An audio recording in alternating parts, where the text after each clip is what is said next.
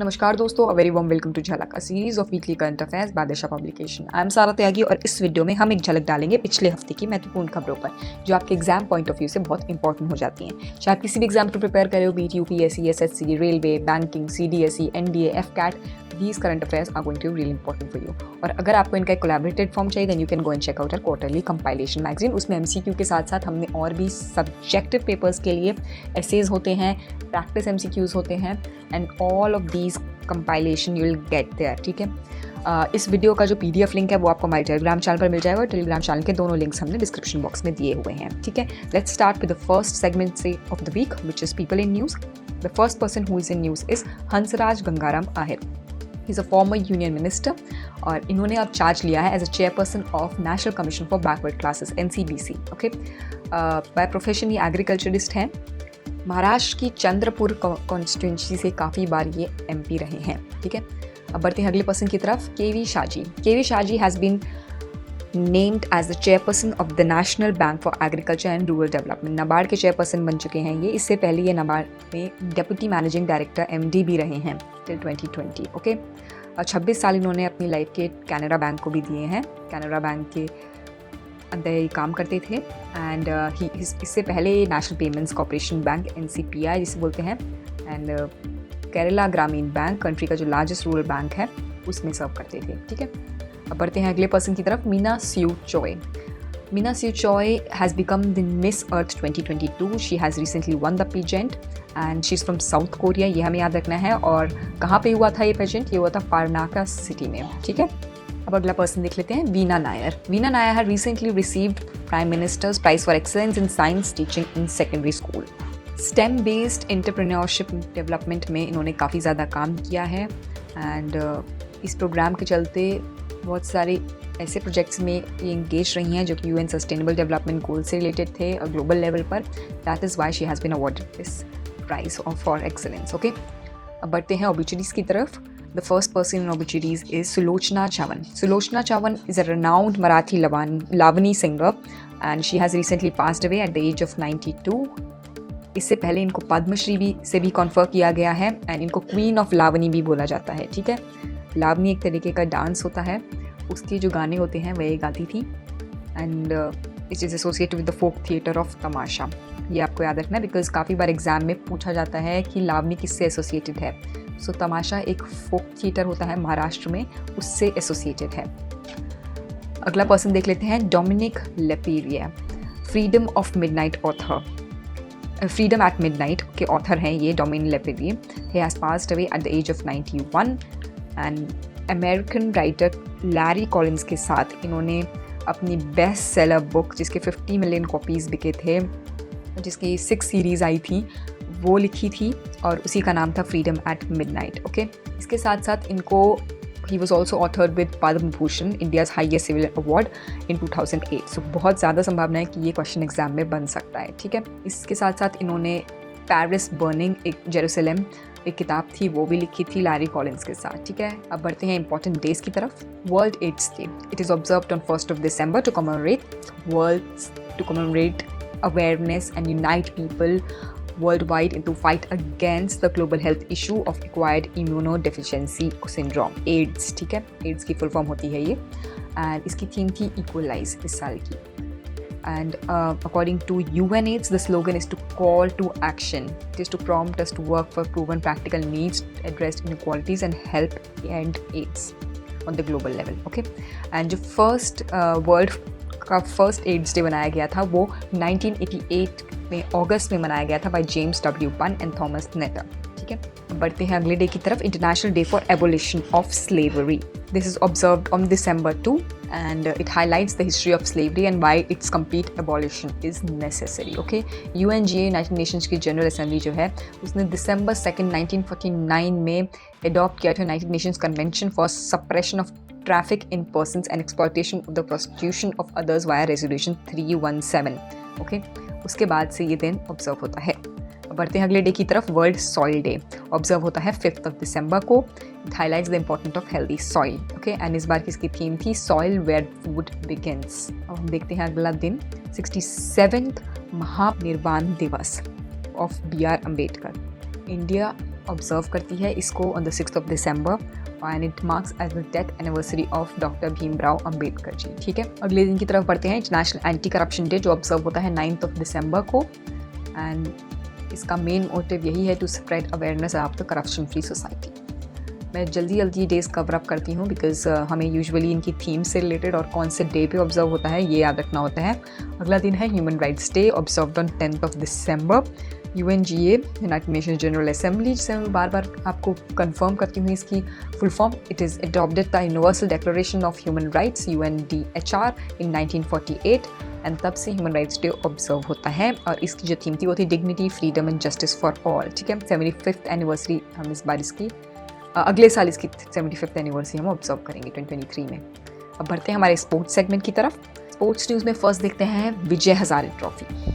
सौराष्ट्र ने बीट किया है महाराष्ट्र को बाय 5 विकेट्स रिसेंटली, और विजय हजारे ट्रॉफी जो है नरेंद्र मोदी स्टेडियम में हुई थी अहमदाबाद गुजरात के। इसमें जो सौराष्ट्र के बॉलर रहे हैं Chirag Jani, he made a hattrick in the match. Okay, ये आपको याद रखना है। और सौराज सेकेंड टाइम जीता है हिस्ट्री में। ठीक है, history of Vijay Hazare Trophy. अब बढ़ते हैं अगले इवेंट की तरफ। ISSF Presidents cup.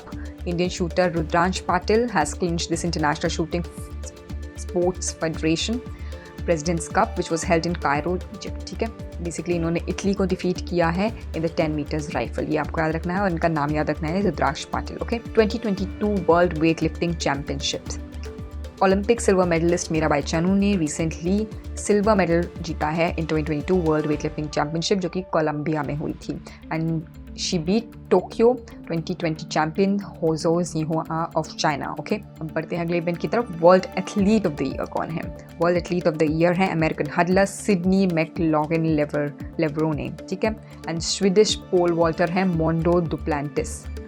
They have one the world athlete of the years award. और इन दोनों के नाम को याद रखना है बिकॉज एग्जाम में पक्का ये पूछे जाने वाले सवाल हैं। American hurdler Sydney McLaughlin and Swedish pole vaulter Mondo Duplantis. अब बढ़ते हैं हमारे नेशनल न्यूज़ की तरफ। Himalaya plants in IUCN list. पहले बात करते हैं ये IUCN लिस्ट क्या होती है। IUCN लिस्ट एक ऐसी लिस्ट होती है जिसमें कि ये बात करती है वर्ल्ड की जो बायोडाइवर्सिटी है उसके क्रिटिकल इंडिकेटर्स देती है towards the health of the biodiversity. Okay, red data book found हुई थी 1964 में, जो कि एक पूरी वर्ल्ड की मोस्ट कॉम्प्रिहेंसिव इन्वेंट्री है of global conservation status of biodiversity species, और इसी से रिलेटेड है ये IUCN लिस्ट। अब हिमालय के जो 3 प्लांट स्पीशीज़ हैं वो आ गए हैं इस IUCN की रेड लिस्ट में ऑफ थ्रेटन्ड स्पीशीज़। ठीक है, इसमें नाम है मेसोट्रोफिस पेल्लिटा का, क्रिटिकली इंडेंजर्स की कैटेगरी में इसको रखा गया है।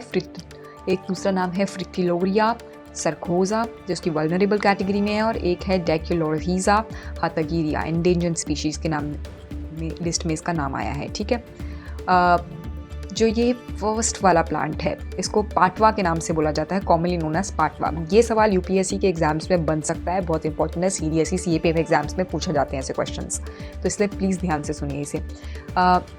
ये एक पेरिनियल श्रब है that is only found in Uttarakhand. ठीक है, और फार्मास्यूटिकल इंडस्ट्रीज़ में इसका सिंथेटिक एंटीऑक्सीडेंट्स में बहुत यूज़ होता है। दूसरा जो है इसको कॉमनली कहते हैं हिमालयन फ्रिटिलरी। ठीक है, जो कि एक पेरिनियल बल्बरस हर्ब है and it is popularly used as a source of extropharyngeal drugs in traditional Chinese medicines।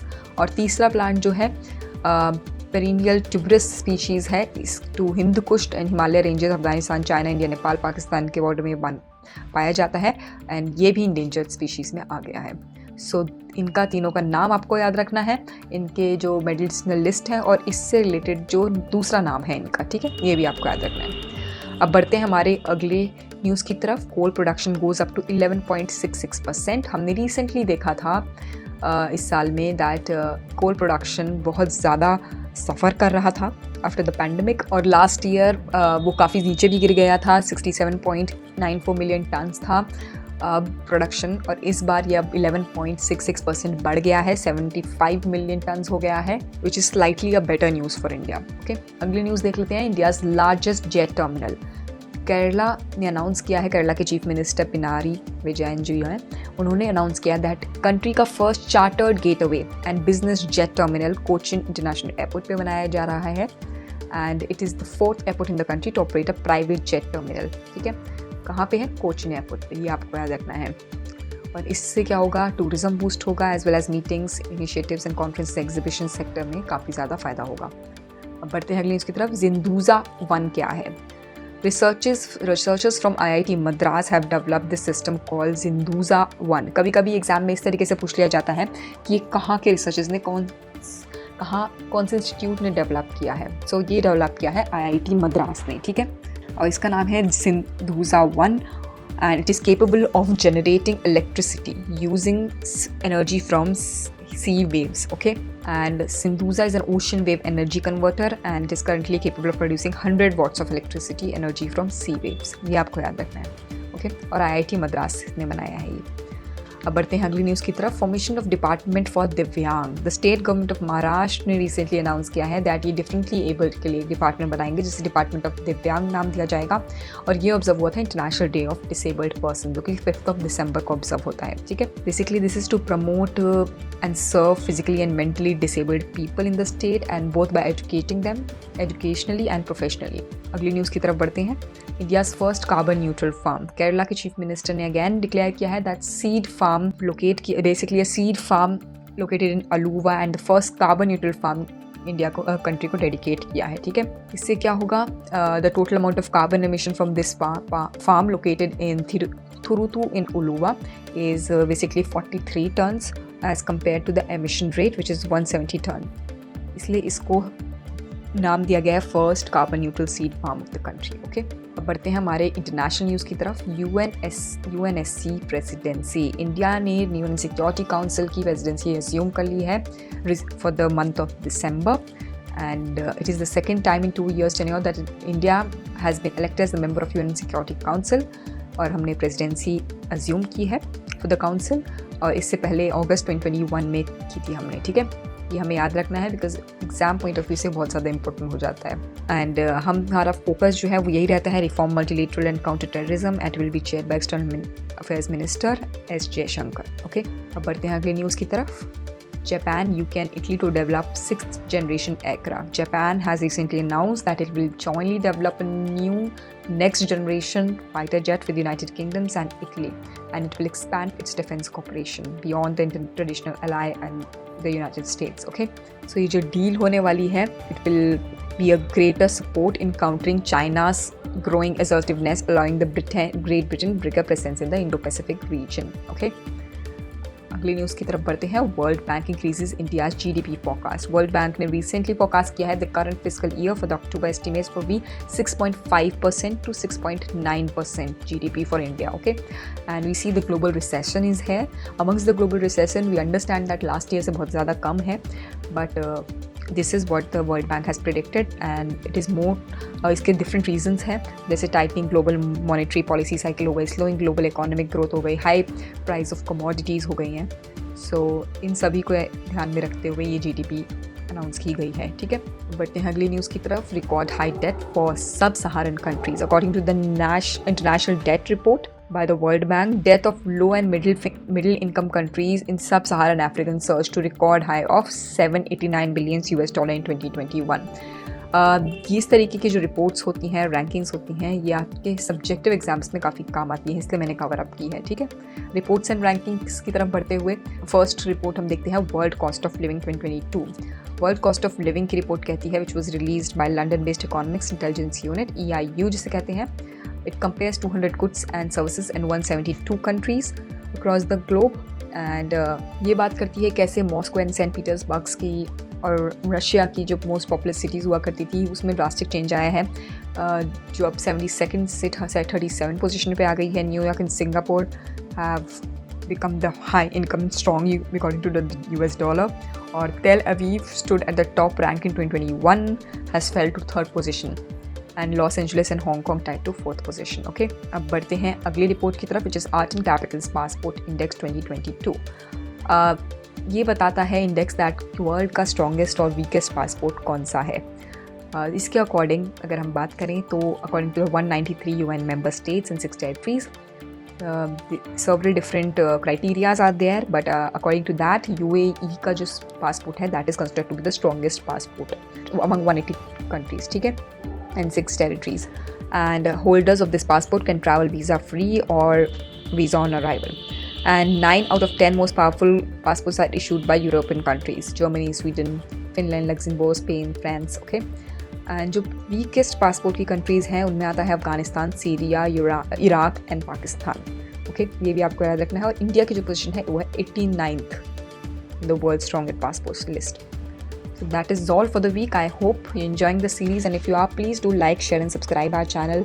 If you want some more informative videos from our side, please let us know in the comment section, and have a great week ahead. Dhanyawad.